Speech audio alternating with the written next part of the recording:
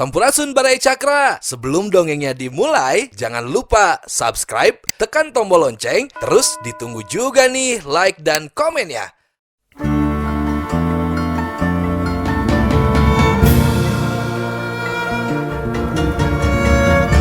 Baraya Cakra, parantos waktosna 80,5 FM Radio Cakra, midangkeun dongeng Sunda Dora-Dori.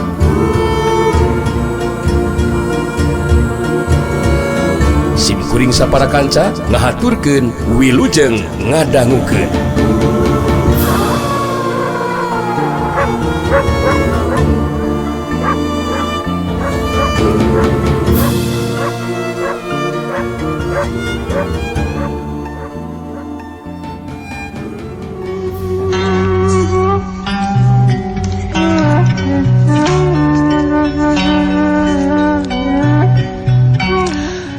Kintamani silih reret jeung Tuan Willem.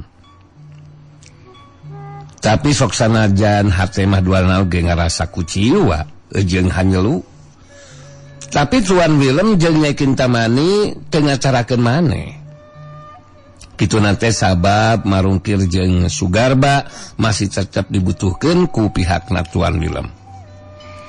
Harita Nyai Kintamani ngabagikeun paneutupna ka Marungkir jeung Sugarba teu lila terus nyarita. Marungkir, kitu deui Kang Garba teu kudu boga pamikiran ku ayana eta kagagalan. Geus teu kudu dijadikeun masalah, sabab kangaranan upaya mah ilaharna kitu bisa hasil bisa oge gagal. Anu jelas Marungkir jeung Kang Garba masih tetap dibutuhkeun ku warisan Willem Kintamani Dijaya. Anu kudu dipikirkeun ku pihak urang mah ti pihak urang kudu aya jago atawa jawara anu kamampuanna leuwih hebat ti Sinang Bule. Jadi begini Tuan, ku Nyai Kintamani terus dijelaskeun. Ngeunaan caritaan ti Sugarba jeung Marungkir anu geus gagal upayana dina ngabinasakeun Ang Bule. Kitu deui caritaan ti Nyai Kintamani ka Marungkir. Ngeunaan sikapna anu tetep kabutuhkeun Marungkir jeung Sugarba. Sageus dijelaskeun, harita Tuan Willem terus nyarita ka Sugarba jeung Marungkir. Wow, apa yang sudah dikatakan Nyai Kintamani memang betul. Sama orang berdua tidak usah masalahkan itu kegagalan, okay? Dan tentu saja pihak kita orang tetap membutuhkan kamu orang berdua untuk memperkuat kekuatan barisan Willem Kintamani Dijaya. Yang jelas pihak kita orang memang harus berpikir dan berupaya menemukan seorang jago yang kemampuannya melebihi itu Sinang Bule. Ku Nyai Kintamani diterangkeun ngeunaan caritaan Tuan Willem ka Marungkir jeung Sugarba. Geus kitu Nyai Kintamani nuliskeun caritaanana. Tah jadi kitu sikap si Tuan mah. Tapi pihak urang teu kudu ngarasa leutik hate. Marungkir oge Kang Garba. Sabab kuring jeung Tuan Willem geus meunang gamaran tibah santet ngeunaan jago kolot anu neulah Mbah Buyut Wiku Saranggi anu pademukanna teh di suku Gunung Halimun ari nurutkeun kacarangan tibah santet mah. Kakuatan ilmu Mbah Buyut Wiku Saranggi teh geus tepi kana tahapan ilmuna tingkat dewa. Jadi kieu rencana kuring jeung Tuan Willem teh harita dijelaskeun ku Nyai Kintamani. Ngeunaan rencana sakumaha anu geus dibadamikeun ka Basantet. Pikeun ngadatangkeun Mbah Buyut Wiku Saranggi, konsina mah kudu bisa melihatena wantini incu kakasihna Mun wantini geus bisa kacekal mah bisa dipastikan Mbah Buyut Wiku Saranggi bisa diajakan dibawa Raka atau dibawa ku Wantini datang ka paguron lintang jagat. Sagarupana nya aya hubungan anak jeung eta rencana atuh dicaritakeun ka Marungkir jeung Sugarba. Sangeusna ngarasa cukup panjelaskeunana harita Nyai Kintamani mungkas kateranganana. Jadi kitu teh Marungkir Kang Garba. Ngeunaan eta rencana teh mangrupa upaya ti pihak urang sangkan dina waktuna urang ngalakukeun tindakan balasan ngagempur ka kampung kahuripan pihak ka urang teh geus boga pamimpin nyata pamimpin barisan anu kakuatan elmuna leuwih punjul. Tibatan sakabeh jago jeung jawara anu aya di pihak urang. Sugarba harita langsung mere tanggapan kana carita Nyai Kintamani. Garba bisa ngarti sarta ngadukung kana eta rencana.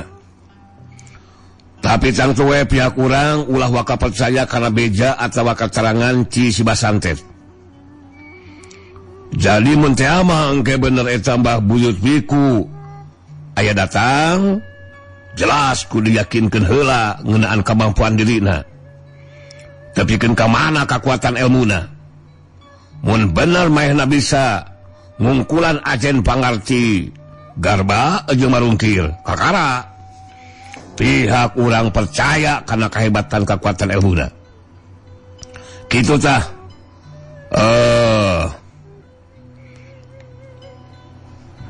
Nyai Kintamani. Lain kunaon sabab Marungkir jeung Garba jelas boga kemampuan anu leuwih unggul tibatan jago jeung jawara anu geus ngagabungkeun diri ka barisan Willem Kintamani Digjaya. Bener teh Marungkir?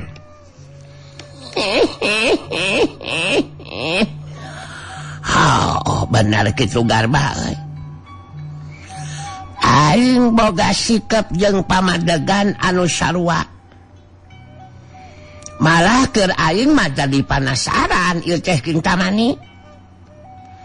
Aing hayang geura ngabuktikeun tepikeun ka mana kakuatan elmuna si Mbah Buyut Wiku Sarangi teh. Anu majalkeun boga kakuatan ilmu tingkat dewa. Sabab bisa wae caritaan ti si Basantet dengan saukur menang katerangan ti si Wantini anu geus ngagulkeun kahebatan nu jadi akina.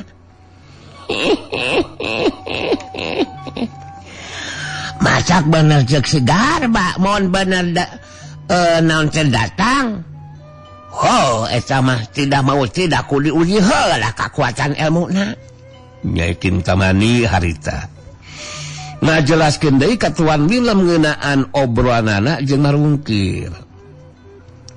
Sangeusna dijelaskeun Tuan Willem harita milu nyarita deui ditujukeun ka Marungkir jeung Sugarba. Wow. Hek melasa senang hati Marungkir dan Sugarba. Mendukung rencana kita orang. Dan tentu saja apa yang kamu orang berjuang katakan akan pihak kita orang lakukan menguji kehebatan ilmu itu Mbah Buyut Wiku Sarangi. Pihak kita orang juga tidak akan mungkin beli kucing dalam karung, Dan untuk itu memang harus ada pembuktian, Pembuktian. Jangkoel, ucap terima kasih atas perhatian dan pengertian kamu orang berdua, Dina kayaan keur kitu harita aya nu datang. Cecel anu datang teh Sinyoh John Wayne jeung 4 urang ti kaum pribumi mangrupa murid asuhanana nu dilatih ngagunakeun senjata pistol. Sangeusna 5 anana arasup ka jero imah sasalaman heula jeung anu aya di tepas. Saterusna Sinyoh John Wayne nitah 4 urang murid asuhanana narungguan di luar dina teras teu kudu milu ngobrol di tepas. Tuan Willem jeung Nyi Kintamani ngawanohkeun si Nyoh John Wayne ka Marungkir jeung Sugarba. Harita geus coba ngobrol ngaler ngidul. Tuan Willem jeung Nyi Kintamani langsung ngajelaskeun ngeunaan rencana sakumanu tadi geus dicaritakeun ka Marungkir jeung Sugarba. Harita Tuan Willem anu keur cumarita. Wow. Begitu rencana pihak kita orang, John Wayne. Tentu saja sebagai keponakan Om, kamu orang harus bantu dan mampu mewujudkan apa yang pihak kita orang rencanakan, Jangan coba membantah apa yang diputuskan, okay? You understand? Dan apa yang ia lakukan itu demi kepentingan pihak kita orang semua, John Wayne. Nyai Kintamani milu nyambungan karena caritaan Tuan Willem, harita nyarita ditujukan ka si Nyoh John Wayne. Kita orang percaya sepenuhnya si Nyoh akan menerima dan setuju dengan keputusan dari Om Willem, ya. Sebab apa yang nanti si Nyoh lakukan adalah demi kepentingan pihak kita. Sebab dalam waktu yang tidak lama lagi pihak kita orang akan datang menggempur pihak musuh. Dan sekaligus dapat membinasakan Sinang Bule, yaitu pemimpin barisan Dharma Yuda musuh kita. Si Nyoh John Wayne ngahulang si anu keur mikir. Kitu teh mah da puguh ngarasa kaget sabab kakarek ge datang geus langsung diajakan babadamian ku Tuan Willem anu jadi pamana. Si Nyoh John Wayne ge sadar maehna moal bisa nolak kana kaputusan ti Tuan Willem. Sabab Tuan Willem teh lain bae anu jadi pamana, tapi pangkat jeung jabatan ge aya di saluhureun manehna. Ningali si Nyoh John Wayne can mere jawaban harita Tuan Willem terus carita deui. John Wayne, listen me. On pikir kamu orang jangan banyak pertimbangan dan harus cepat ambil keputusan, apa yang akan kita lakukan demi bersama, demi kepentingan bersama pihak kita orang. Tentu saja jangan coba untuk menolak dan membantah, okay? Si Nyoh John Wayne netep ka Tuan Willem anu jadi pamana baitu cerita. Ik mengerti. Bisa menerima dengan apa yang Om putuskan, Kalau memang harus begitu, ik tentu saja akan melaksanakan keputusan dari Om. Hot. Bagus. Sikap dan jawaban kamu orang, John Wayne. Good. Dan untuk itu, pihak kita orang akan segera melaksanakan itu rencana. Bukan begitu, Nyai? Betul begitu, Tuan. Saya akan suruh orang untuk segera memanggil Mbah Santet kemari. Kita orang memang harus gerak cepat, Tuan. Sugarba jeung Marungkir. Harita milu nyarita kasih Nyoh John Wayne marana ge ngadukung sapinuna kana rencana Tuan Willem jeung Nyai Kintamani. Kitu si Nyoh John Wayne anu geus nyanggupan ngalaksanakeun parentana Tuan Willem anu jadi pamana. Sugarba anu harita cumarita. Pokona mah si Nyoh John Wayne kudu ngupayakeun sangkan Wantini bisa diluluhkeun hatena. Sabab mun Wantini geus kakepeul mah bisa dipasikeun moal make kudu hese mun Wantini ngajakan Mbah Buyut Wiku Sarenggi datang ka dieu. Apaan kitu Marungkirnya? Nya bener kitu Garba euy. Jadi ari ceuk aing mah anu kudu dijadikeun tekad jeung sumangat ke Sinyoh John Wayne mah anu bakal dilakukeun teh mangrupa keur kapentingan urang sadaya. Kitu tah Sinyoh John Wayne puguh geus ngarti sarta bisa saeutik-eutikeun kana basa Sunda. Bari ngabagikeun paneutepna ka marungkir jeung Sugarba tos nyarita. Oh, mangertos. Nganuhunkeun kana caritana lae. Da puguh nyekin tamani geus nitah ka salah saurang jalma pikeun nyusulan Mbah Santet dina sina datang. Harita sekudu lila nungguan Mbah Santet geus datang. Waktu Mbah Santet datang, harita Sugarba jeung marungkir mah geus pamitan sabab Sugarba rek ngadon ngaleureukkeun kacape di imahna marungkir si Ratu Sihir. Harita Mbah Santet diwanuhkeun ka Sinyoh John Wayne jeung 4 urang murid asuhanana. Geus kitu mas Tuan Willem jeung Nyai Kintamani nyaritakeun hasil babadamianana jeung Sinyoh John Wayne alona Tuan Willem. Sakumaha anu geus direncanakeun Sinyoh John Wayne nya tujuan kana kaputusanana si Tuan Willem atuh harita Nyai Kintamani anu keur cumarita. Jadi sakumaha anu geus direncanakeun ku urang teh Mbah Santet. Kuring jeung Tuan Willem langsung ayeuna keneh mere tugas ka Mbah Santet jeung Sinyoh John Wayne. Kitu nate urang memang kudu gerak cepat. Ulah mikeun waktu teu puguh, Bah.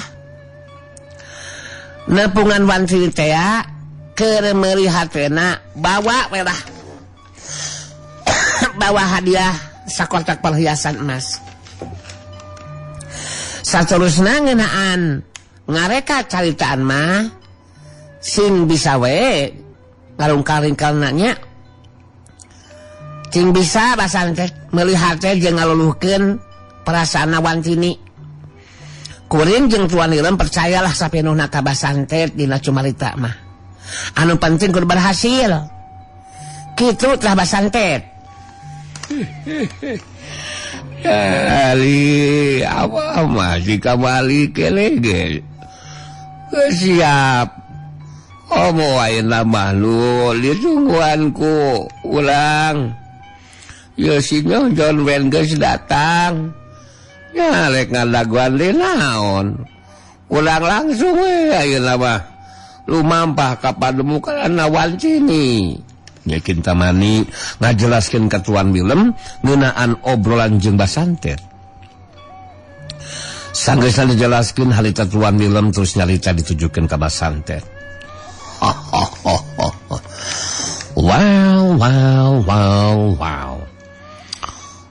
Apa yang sudah dikatakan Nyai Kintamani memang betul demikian, Mbah Santet.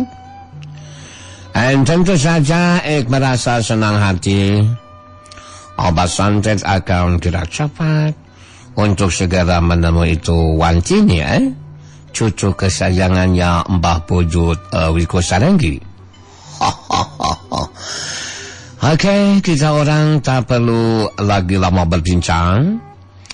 Dan langsung saja ambil itu hadiah untuk Wantini, Nyai. Siap, Tuan. Nyai Kintamani ini telah ninggalkeun tepas, celila geus datang deui bari mawa kotak leutik ku nu eusina emas perhiasan keur hadiah ka Wantini teh. Sedengkeun Tuan Willem harita terus nyarita ka Sinyoh John Wayne anu jadi alona. Ya harus laksanakan tugas sebaik-baiknya, John Wayne. Dan bantu pembicaraan Mbah Santet supaya Wantini percaya sama kamu orang berdua. Kemudian apa yang kita orang harapkan akan menjadi kenyataan. Ya mengerti, John Wayne? Ya, mengerti Om. Siap melaksanakan tugas Om. Geus kitu mah harita Mbah Santet jeung Sinyoh John Wayne terus arindit. Sedangkan 4 urang murid asuhanana murid aswana Sinyoh John Wayne. Harita opatanana diperenahkeun ku Nyai Kintamani, tempat keur cicingna di salah sahiji imah kosong. Gancangna carita ceka catur di jalanna harita Basantet jeung Sinyoh John Wayne harita capi ka tempat nu dituju. Imah panggung leutik anu ngan saukur di cicingan ku Wantini tu rada anggang ti pilemuran. Tapi keur Wantini mas dengar rasa keung kitu teh mah da puguh boga bakal ilmu silat ti anu jadi akina Mbah Buyut Piku Sarenggi. Kadatangan Basantet jeung Sinyoh John Wayne dibagiakeun ku Wantini. Saterusna tiluan ngariung dariuk dina amparan samak. Ti barang tepung tetep jeung Sinyoh John Wayne harita Wantini parawan kolot anu rupana kaasup pantes langsung katarik-hatena ku Sinyoh John Wayne jajaka ti bangsa asing sok sanajan rupana kaasup pantes langsung katarik-hatena ku Sinyoh John Wayne jajaka ti bangsa asing anu rupana ya jajar pasar lah. Tapi keur Wantini mah puguh geus lila nyidem harapan hayang boga salaki kajajaka ti bangsa asing. Dari tawaran Mbah Wayu embungeun. Ditawaran sengkuy embungeun. Basantet anu wis teu heula muka obrolan. Keheula sameme Abah. Panjang lebar ngobrol jeung Nyai Wantini. Abah teh hayang ngayakinkeun heula ieu teh. Nah bener Nyai teh incuna Mbah Buyut Piku Sarenggi anu padumukan di suku Gunung Halimun. Memang bener bah. Abdi minangka incu kakasihna Mbah Buyut Piku Sarenggi Abah. Di antara incu-incu anu sejenna ngan abdi sorangan anu pang dipikanyaahna Abah. Duka teuing pedah abdi geus teu boga indung bapa. Anu jelas kitu kanyataanna Abah. Ari kitu kumaha kitu Bah? Itu kumaha wah. Ngalayakin we ka Abah jeung ka ieu Sinyoh John Wayne. Kitu apaan si Johnya? Memang benar kitu Nyai Wantini, memang benar. Sinyoh John Wayne ngajawab bonok. Basantet neruskeun deui caritanana. Jadi ya Nyai maksud kedatangan Abah jeung Sinyoh John Wayne ka dieu teh aya sababaraha perkara anu bakal dicaritakeun ka si Nyai. Perkara nu kahiji Abah jeung Sinyoh teh hayang silaturahmi jeung Nyai. Anu kaduana nyaeta aya titipan hadiah ti Tuan Wilem minangka pamana Sinyoh John Wayne ke Nyai Wantini, minangka rasa simpati ti Tuan Wilem ka Nyai gitu. Basantet terus mikeun kotak leutik isi perhiasan emas sia ka Wantini. Gancang ku Wantini ditarima, malah terus dibuka tutup kotakna teh. Paroman Wantini hegar marahmai tanda ngarasa suka hasena dibere eta hadiah. Kotak perhiasan disimpan di giliran Wantini. Bari ngareret heula ka Sinyoh John Wayne terus netep ka Basantet bari nyarita. Abdi jadi rada kaget oge ya teh Bah. Sabab terus terang abdi can kungsi panggih kawilang asing. Tuan Wilem keur abdi mah Bah keur asing we pokona mah. Soalna can pernah Pak Amprok jongkok likieuna sih. Tapi ayeuna beus langsung nitipkeun hadiah keur abdi ya ka Abah rada bingung oge ka abdina oge teh Bah. Ya jeung wae jeung bingung sagala rupanya. Kali kieu judutan lama Nyai. Tuan Wilem pamana ieu Sinyoh John Wayne teh kesilangan wanoja ti kaum pribumi anu bisa dijadikan batur hirup ajawa pamajikan Sinyoh John Wayne anu jadi alona gitu aya mah kesadalila oge sebenarnya mah menang beja geuna anjing Wantini teh waktu dicaritakeun ku Tuan Willem langsung kacarik perhatian satusna nicah abah jeung Sinyoh John Wayne datang ka dieu nepungan nyai kitu dina sajroning ngobrol Wantini jeung Sinyoh John Wayne mineng bantrok tetepan keur Wantini mah jadi beuki tambah katarik-hatena ku Sinyoh John Wayne. Oh jadi gitu jujutan natenya kahati atuh ari kitu mah kayak ari Sinyoh memang masih kene larengohan gitu Sinyoh. Wantini ngaret ka Sinyoh John Wayne bari nyarita. Sinyoh John Wayne saleutik bari ngajawab. Memang masih sorangan sendiri deh. Sedang mencari neangan pasangan anu cocok buat Eka. Basantes geus teu asa-asa deui langsung tumanya ngeunaan masalah pribadi Wantini. Ieu mah abah celak langsung we ya tumanya ka nyai. Kumaha kira-kirana tanggapan jeung perhatian nyai ka ieu Sinyoh John Wayne alona Tuan Willem. Lek tok moal we abah mah ye. Kumaha gila-gilana ejek nyai. Mun ieu Sinyoh John Wayne jadi pasangan atau batu hirup nyai. Kudu ngarasa era, sok we jawab secara terus terang nyai. Si abang mah langsung nanyakeun ka pas kitu hanya cenah meling togbo gitu kan ya. Meling togbo ceung abah mah. Ngarapuguh we ke Sinyoh John Wayne jadi boga cepengan gitu. Sabab kali ge dicaritakeun ieu Sinyoh teh hayang boga pamajikan kawan oja pilemuran ci kaum pribumi. Ya geloba. Au nawaran mah itu dicingkin aya amu Jenny demplu. Anyarana teu kapake ku John Wayne mah. Wantini kapagikeun panetetna ka Sinyoh John Wayne jeung Basantet besus nyarita. Jadi kieu bah. Terus terang ti sabang prak panggih ge jeung Sinyoh John Wayne. Abdi teh langsung jadi kacarik hate bah. Malah jadi boga pamikiran tangtuna oge bakal ngarasa baja mun teu pikeun kabisa jadi batur hirup. Sabab abdi geus cukup lila ngidem kahayang jeung cita-cita nyaeta boga salaki teh hayang kajajakan ti bangsa asing abah. Kitu tah abah.